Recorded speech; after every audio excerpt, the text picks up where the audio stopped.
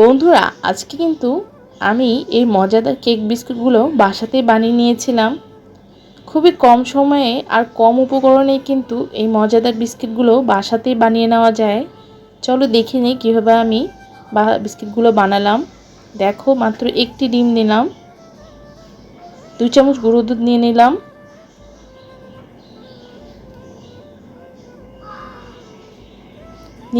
চিনি 1.5 টেবিল চামচ নিয়েছি। তোমরা পরিমাণ মতো নিবে, যে যেরকম মিষ্টি খাও।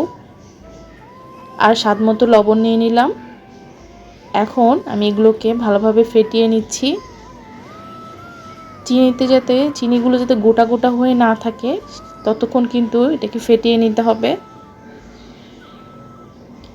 আমি একটু ঘি দিয়ে দিলাম, তোমরা বাটার বা ঘি যেটা খুশি দিতে পারো, এতে বিস্কিটের ফ্লেভারটা সুন্দর আসে।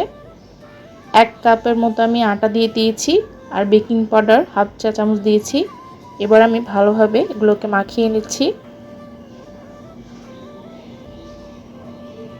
এই যে ঠিক এভাবে মাখিয়ে নিতে হবে, ডোটা যাতে এরকমই হয়। তারপরে ঠিক এভাবে শেপ করে নিচ্ছি। এই যে দেখো, সবগুলো কিন্তু আমার বানানো হয়ে গেছে। এখন আমি ডুবো তেলে এগুলোকে ভেজে নেব।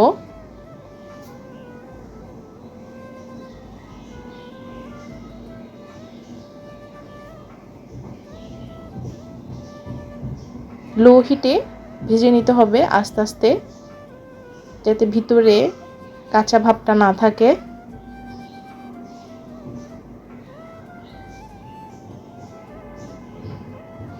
বাস, আমার কিন্তু ভাজা হয়ে গেছে, এখন তুলে নিচ্ছি।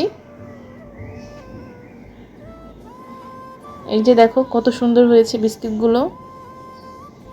খুব অল্প সময়ে আর কম উপকরণেই কিন্তু বানিয়ে নেওয়া যায় এই বিস্কিটগুলো। বিকেলের নাস্তার জন্য একদমই পারফেক্ট। তোমরা অবশ্যই ট্রাই করবে। সবাই ভালো থাকবে।